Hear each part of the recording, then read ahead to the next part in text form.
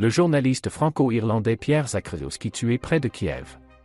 Habitué des théâtres de guerre, Pierre Zakrzewski, caméraman, accompagnait le reporter Benjamin Hall lorsque leur véhicule a été la cible de tirs lundi à Orenka, près de Kiev. Paris rappelle ce mercredi l'obligation des forces armées à protéger les journalistes. Irak, Afghanistan, Syrie. C'est au gré des conflits que se conjuguait la vie du journaliste franco-irlandais Pierre Zakrzewski. C'est en Ukraine qu'elle a pris fin, tragiquement. Le photographe et caméraman est mort lundi à Orenka, au nord-ouest de Kiev, quand son véhicule a été la cible de tirs, a indiqué dans un communiqué la PDG de Fox News Media, Susan Scott, chaîne pour laquelle il travaillait. La journaliste et consultante ukrainienne Alexandra Kuvshinova, âgée de 24 ans, est également décédée dans l'attaque, tandis que Benjamin Hall, le reporter de Fox News qui l'accompagnait, a été grièvement blessé. Paris rappelle ce mercredi l'obligation des forces armées à protéger les journalistes après la mort de 4 d'entre eux.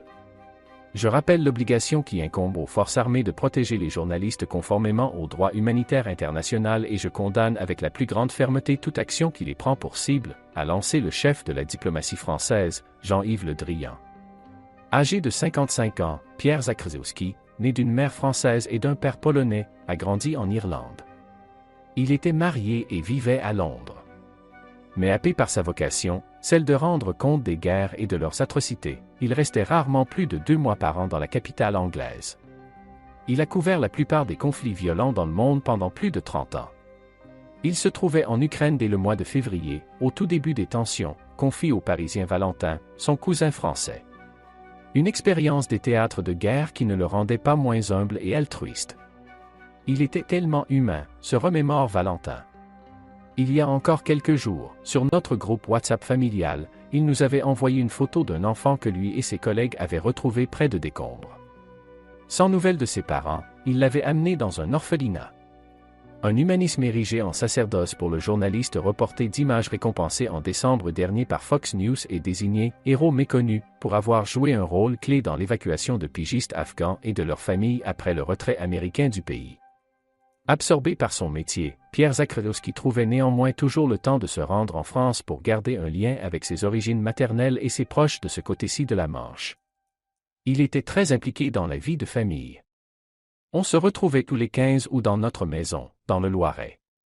En novembre dernier, après un voyage professionnel et en pleine épidémie de Covid-19, il avait d'ailleurs choisi pour son retour en Europe d'effectuer sa quarantaine en France, raconte Valentin.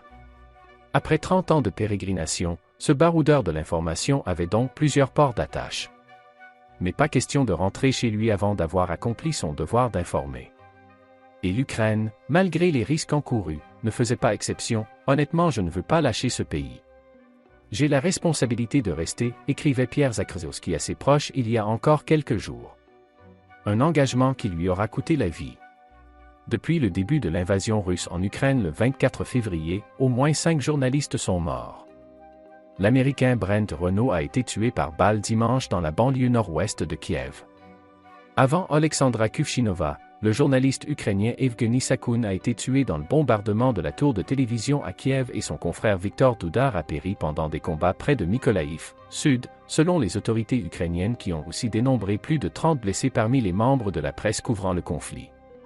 Au moins 636 civils ont été tués en Ukraine, d'après le dernier décompte de l'ONU, qui souligne que ces bilans sont probablement très inférieurs à la réalité.